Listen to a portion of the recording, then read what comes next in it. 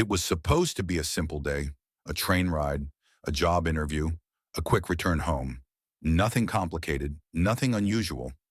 But life has a way of turning ordinary days into unforgettable stories. And for Maya Carter, that story began with rain. Thick, heavy rain soaked the streets as she stepped off the bus in downtown Manhattan. The wind slapped her umbrella inside out. Her heels splashed through puddles. Her worn coat clung to her skin like second skin. Still, she smiled. Maya was the kind of woman who carried sunlight in her eyes, even when the clouds rolled in. She was 26, smart, kind, determined, raised by her grandmother in a small southern town where dreams didn't always survive, but she held on to hers anyway. She was in the city for one thing, a job interview at a publishing company, a chance, a future, a life beyond struggle. The storm was unexpected. The skies had been clear just hours earlier, but now thunder cracked like a warning and lightning sliced through the sky like fire. People ran for shelter. Traffic froze. Her phone buzzed in her coat pocket. Interview canceled due to weather. Stay safe. She sighed and looked up at the towering buildings around her. She was far from her hotel. No cabs, no buses. That's when she ducked into the nearest open door, Whitmore Tower. She had no idea who the name belonged to. She just needed warmth, a place to breathe. Inside the lobby, gold trim glowed along the marble walls. A chandelier glittered above her, and classical music drifted from unseen speakers. She felt out of place, soaked, tired, brown-skinned among polished people in suits and silence. She walked toward the elevator, her plan simple. Ride to the top, come back down, and wait out the rain in the lobby. She pressed the button. The doors opened, and then he stepped in. Tall, sculpted like a statue, a black tailored coat, a silver watch, cold eyes that didn't bother to glance at her. He pressed the button for the 20th floor. She hesitated. Should she get in? He looked at her, just once, like she was an annoying fly buzzing too close. Still, she stepped in. As the elevator began to rise, silence wrapped around them. Tense, heavy. She glanced at him. He stared at his phone. Unbothered, untouchable. Then a loud snap, a flicker, a groan of metal, and darkness swallowed them whole. The elevator stopped with a jolt that sent her stumbling into the wall. Her heart leapt into her throat. No, no, no, she whispered, fumbling for her phone. No signal. She turned to him. He stood like a mountain, calm and unmoving, his jaw tight. What just happened? She asked, her voice trembling. Power outage, he said flatly. It'll be restored soon. Stay calm. Easy for him to say. She wasn't afraid of the elevator. She was afraid of the dark. Always had been, since she was a child, when shadows whispered things no one else could hear. I don't like this, she said, backing against the corner. The air felt thicker. Her hands shook. He noticed then. Really noticed her. His tone shifted slightly. Don't scream. Just breathe. It's temporary. But the storm raged on outside. The walls shuddered with wind, and they were 20 floors up. Strangers, trapped in a box of steel and silence. She sat down slowly, hugging her knees. He stayed standing, arms crossed, frustration in every line of his face. Do you live here? She asked, her voice small. He hesitated before answering. I own it. She blinked. Wait, you're Damon Whitmore? He didn't respond. He didn't need to. Of course he was. The name, the tower, the icy presence. Damon Whitmore, the millionaire investor with no heart, no wife, no warmth. He was legend in business, a ghost in life. Maya stared at him in disbelief. Of all the elevators in the city, of all the people she could have been stuck with, it had to be him. What's your name? He asked suddenly, not looking at her. Maya, she said softly. Maya Carter. He nodded once. Then silence again. He seemed to prefer it, but Maya didn't. Not in the dark. Not when every creak felt like danger. So she spoke.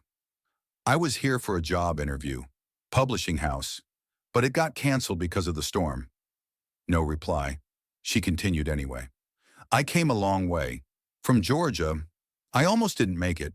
Saved for 6 months just to get here. Still, he said nothing. but his head tilted slightly as if listening. "It's funny," she said, trying to laugh. "I thought today would be the start of something big, but now I'm stuck in an elevator with the city's coldest millionaire." That made him turn. His eyes met hers, and for a second, just a second, there was a flicker of something human. "You talk a lot," he said. She shrugged. "Silence is louder than thunder sometimes." He sat down finally across from her, the space between them still wide, but less like a wall now. The storm howled beyond the steel doors. Time passed. The darkness didn't lift. They were trapped together, whether they liked it or not, and neither of them knew, in that moment, in that silence, that the storm outside was nothing compared to the one about to unfold in their hearts. Because sometimes fate doesn't knock. It traps you, forces you to face what you never wanted, and gifts you with what you never thought you deserved.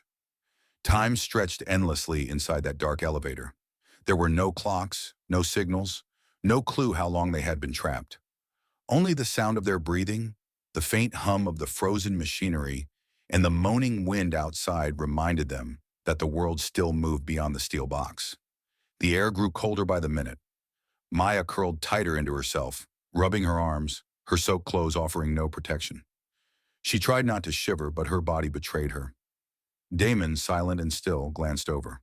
Without a word, he stood, shrugged off his coat, a custom-tailored, absurdly expensive piece of clothing, and draped it over her shoulders.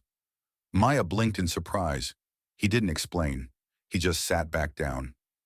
"Thank you," she whispered. He gave a small nod as if to say, "Don't make it a big deal." But for her, it was a big deal. No one had looked after her in a long time. Not like that. Not without expecting something in return. The coat was warm, smelled like cedar and something darker. Confidence, maybe, or loneliness. Maya glanced at him. Damon was leaning back, his eyes closed, but his jaw was tight. His hands, clasped together, looked tense. Like even in rest, he couldn't truly relax. She wanted to understand him, so she asked gently, "Do you ever smile?" His eyes opened slowly. "Not often." "Why not?" He didn't answer at first. Instead, he let out a breath that almost sounded like a laugh. "Because people don't really care why I do or don't," he replied. "They care about what I own, what I give, not what I feel." Maya tilted her head. "That's sad." "It's reality." She watched him in the dim glow of the emergency light above them. His face was sharp, sculpted, every angle perfect. But there was something off, something wounded. She took a chance. "You don't like people, do you?" He smirked slightly. "I don't trust them." That didn't surprise her. "Must be lonely," she said, more to herself than to him. He didn't argue. That silence was louder than any answer. Maya pulled the coat tighter around her and asked, "So what happened? What made you stop trusting?" He didn't respond right away, but something shifted in his expression. A flicker, a crack.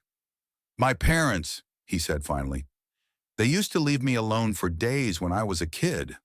They were always chasing something. Wealth, status, perfection. I was just decoration, a Whitmore legacy." Maya swallowed hard. Her heart ached a little for the boy he once was. "Didn't you have friends?" she asked. His laugh was dry. "I had rich kids who wanted to be seen with me. Then adults who pretended to be friends, but only cared about deals. And women," he paused. "They liked the lifestyle, not the man." There it was again, the hollow truth behind his perfect life. Maya didn't say "I'm sorry." That felt too small. Instead, she said, "I believe you." He looked at her then. Really looked. Something in her voice, her eyes, and told him she wasn't just being polite. She meant it. "Your turn," he said. Maya blinked. "My turn?" "Tell me something real," he said. "Something that made you stop trusting." She hesitated, then nodded.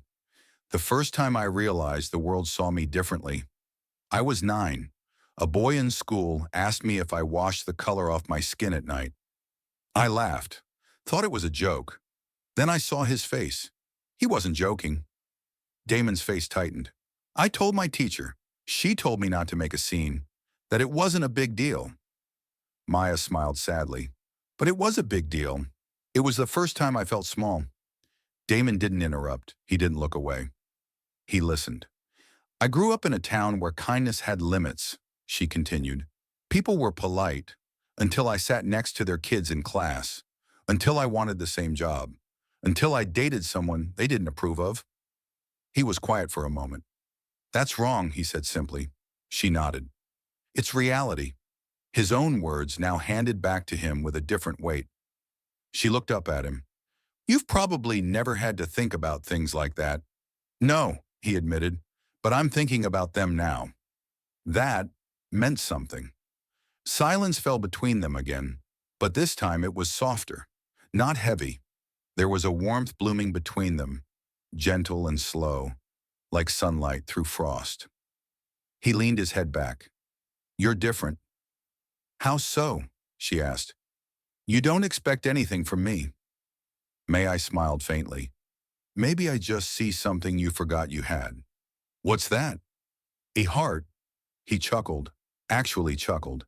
It was short, surprised, almost boyish, as if the sound had been buried under years of silence. Maya smiled at the sound. Was that a laugh, Mr. Whitmore? He rolled his eyes. Don't get used to it. But deep down, something in him was changing.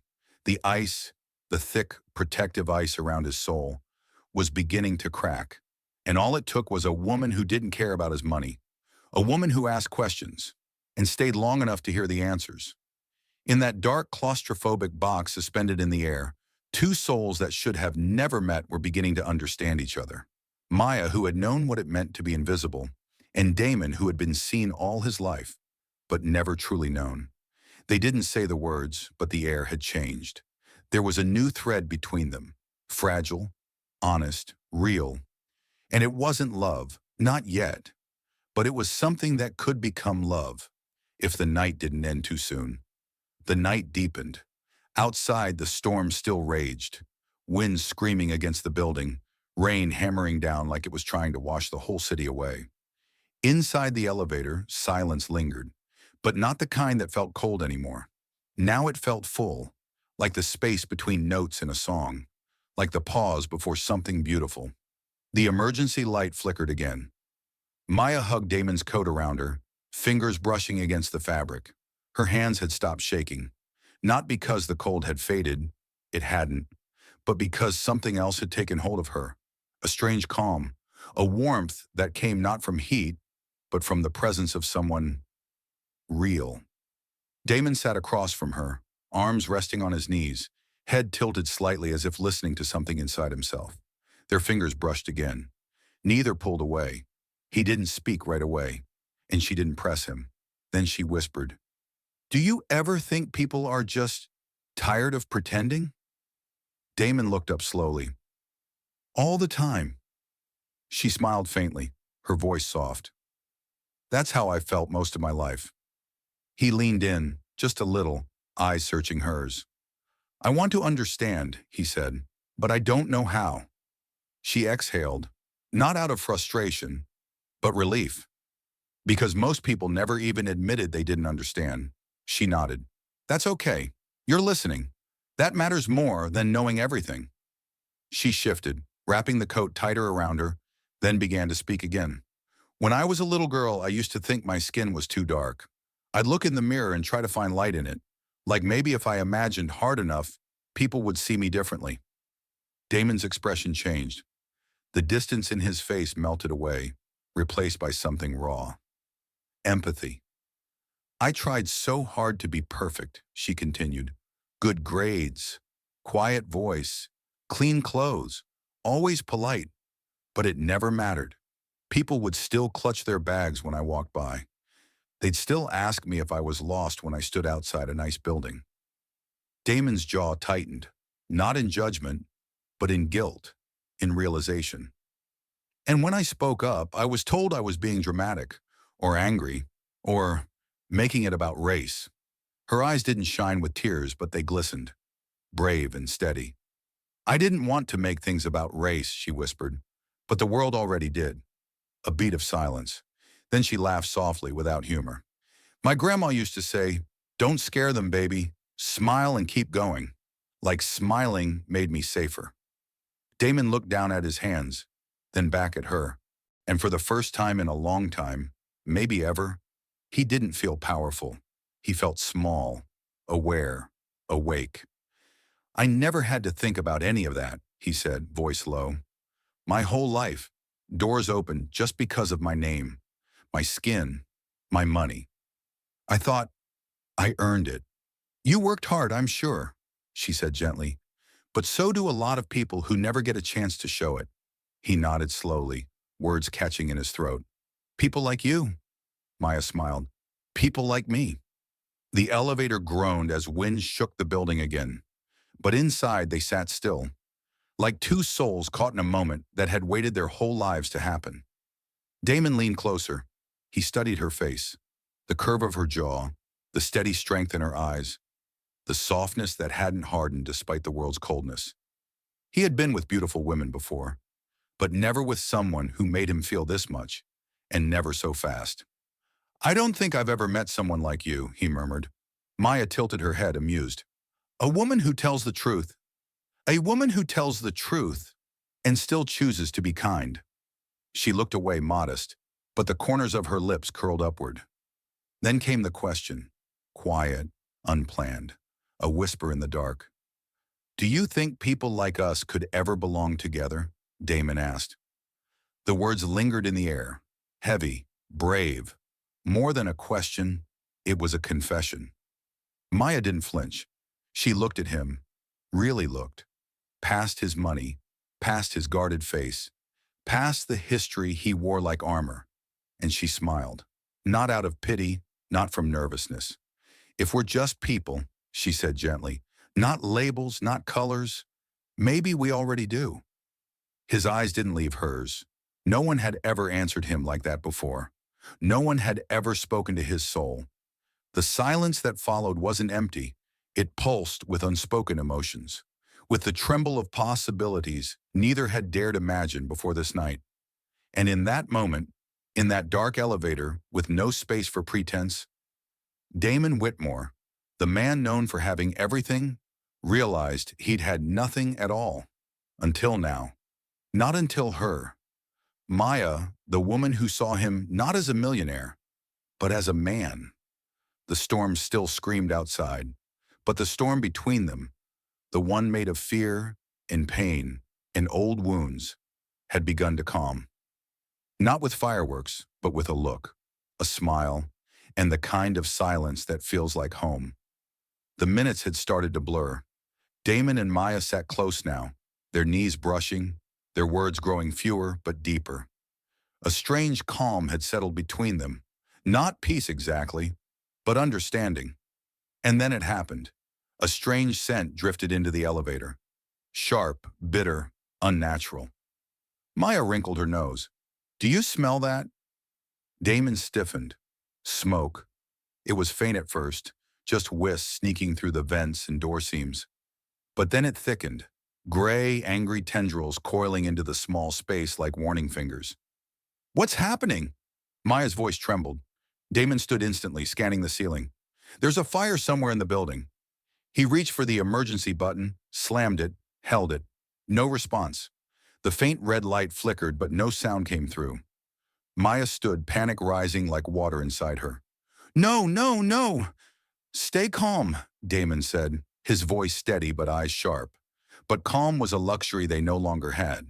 The smoke thickened. The air turned heavy, warm, wrong. They both coughed. Not violently yet, but enough to know this wasn't a false alarm. Maya pressed her back against the elevator wall, sliding down to the floor, her eyes wide, her breathing fast. I'm not ready to die, she said, her voice barely a whisper. Damon dropped beside her, and without thinking, wrapped his arms around her. Strong, firm grounding. I've got you, he said, pressing his forehead against hers. She shook her head. This can't be it. Not like this. It's not, he said fiercely. You hear me? It's not. They coughed again. More smoke. The elevator seemed to shrink, the air thinning. They banged on the door, yelling. Their fists slammed the metal over and over, but no one answered. Maya screamed, Help, please! Somebody help us!